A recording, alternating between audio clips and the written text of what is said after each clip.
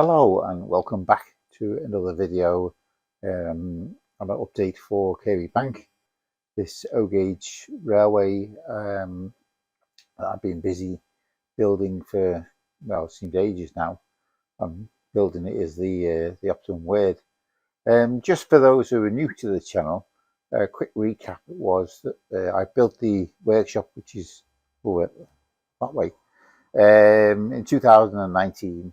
That's got the storage in for this layout, or some storage for this layout at least. And of course, it's a workshop, so I can do all things on engines, etc. in there. And then we come to the main shed, which I'm in now.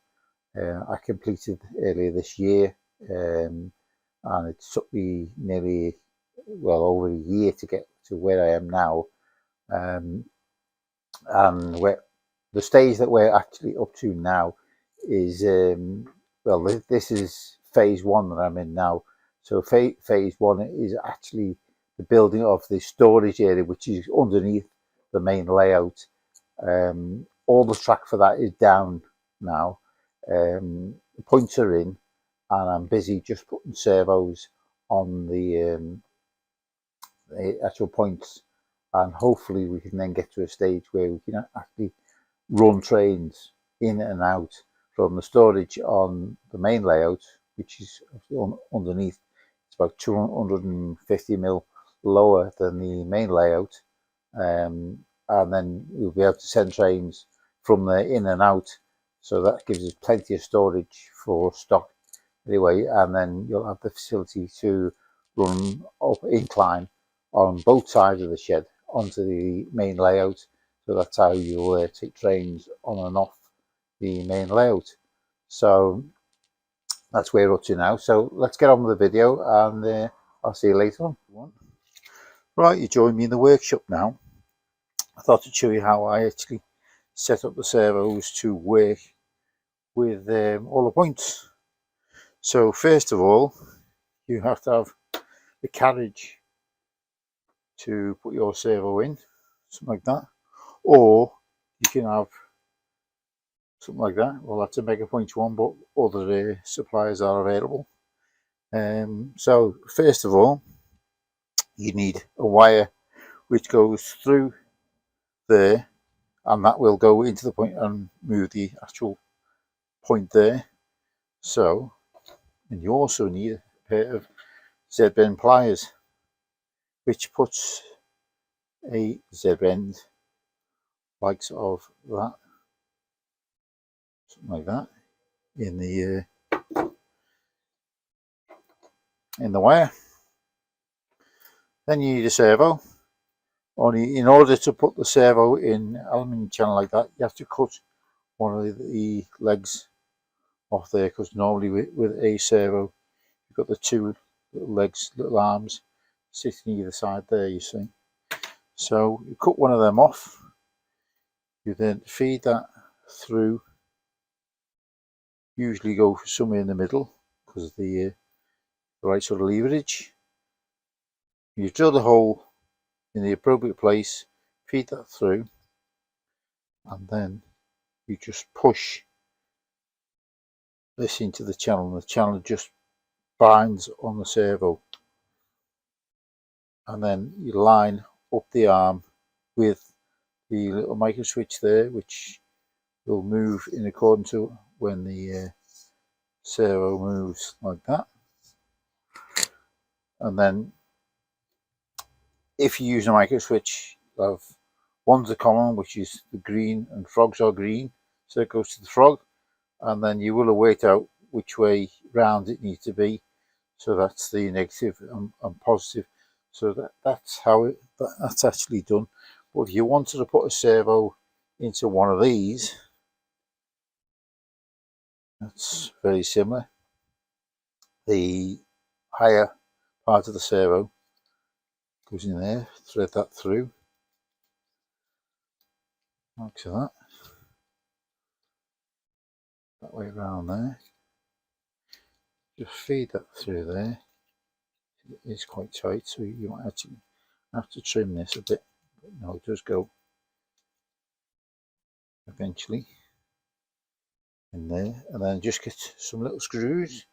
You do get some little like self-tapping screws for the servo, so put them in there, tighten them down like that.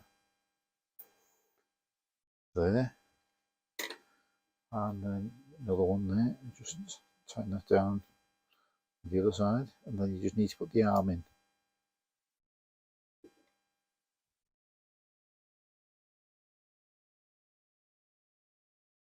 Down there, right? You put the arm in there, like that. So now you need to set to center the servo. Right, so I see you need to servo the servo, center the servo. So bring in your servo tester. This is something I've made up, but this actual tester is available. I've got it off eBay, and you can get the battery holder and just put a switch on it, and away you go. So if you do that, turn it on, you see the nice little light there on it. So what this allows you to operate servo from the control knob on it. So put that in there, and then you can press this so it's centered. So that is now centered, that servo. So what you'll need to do is fit an arm on it. So in this case we'll fit the small arm going upwards, which is like so. That there, and then we have to put the center screw in the middle. Careful not to lose the screw.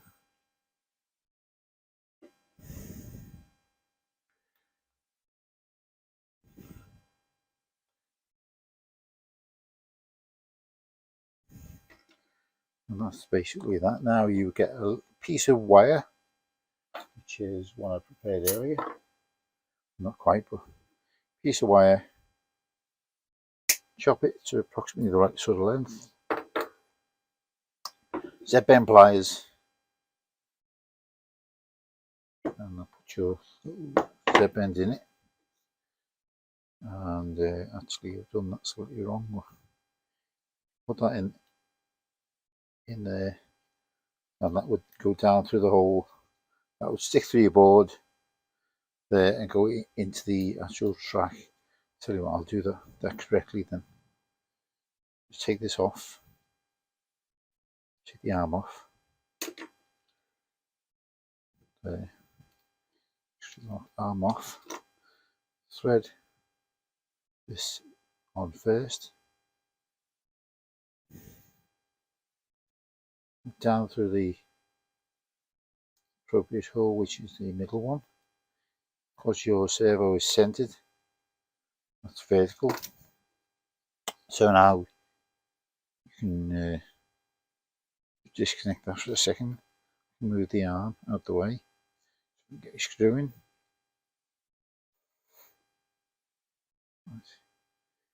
Fit on a screw.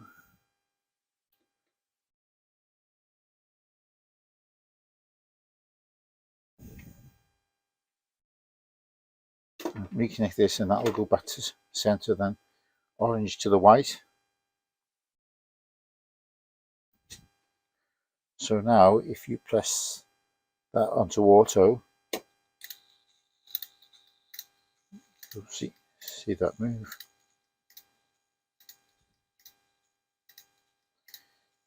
I need some adjusting that would, which you would do before you fit it. So take that off, and that's basically how I actually set up the servos before fitting to the board anyway. So now we'll just see what the like when actually fitted under the board.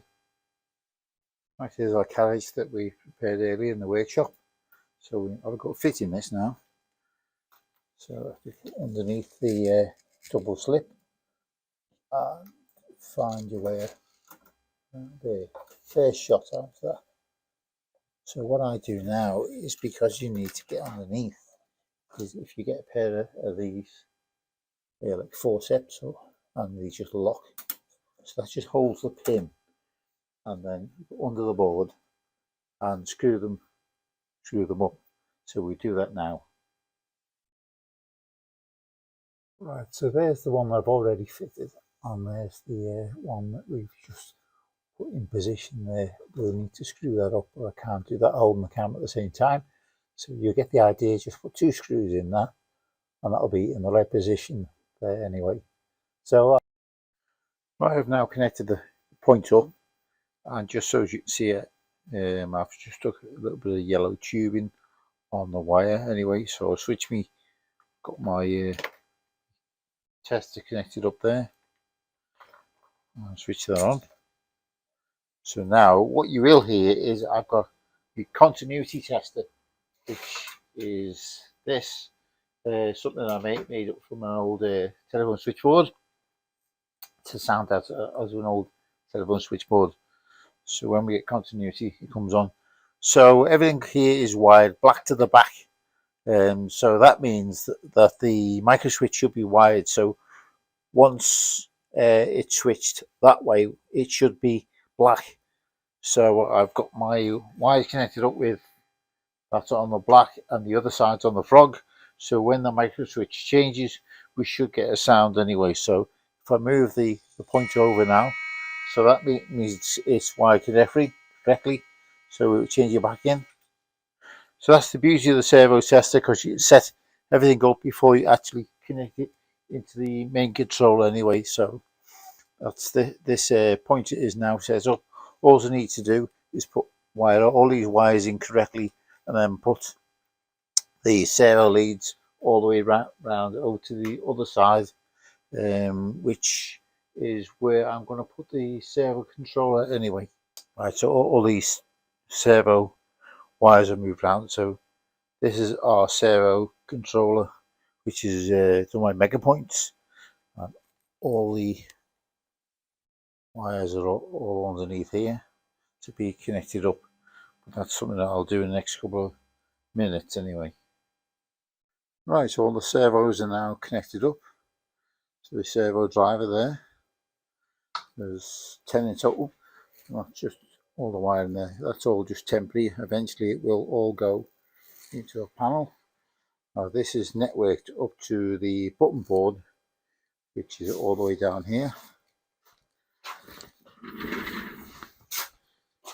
So this is numbered 1 to 8, 9 to 16.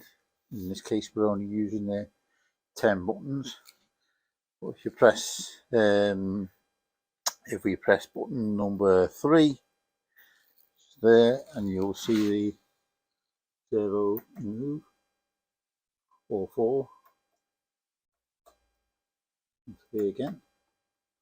So yeah, we've got control of all our points now, which makes operating quite useful. The object will be just to test to make sure everything runs smoothly and there's no problem, because obviously once you put the top layout on there, it makes access a lot more difficult underneath. So all my wiring is complete for the storage level. This is just showing you board number 1. The 2 units you can see down on the bottom left are reverse loop units, because there are 2 reverse loops, one for the lower storage level and one which goes up to the access to the main layout on one side.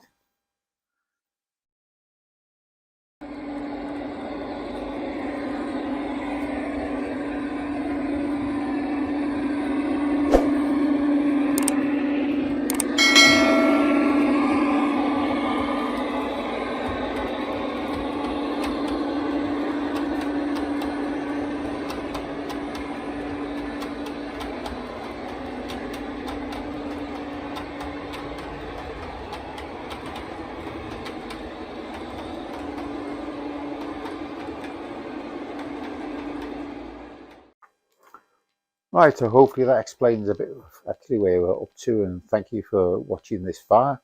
I hope you enjoy the content, and we'll click and subscribe, and hopefully we can grow the channel. And hopefully next time, the next update I'll do, we'll have plenty of trains running in and out of the shed, and then after that we'll consider putting the actual top on here. And then we can actually start building the main layouts, but I think that's going to be sort of in the new year, somewhere like that. So thank you for watching.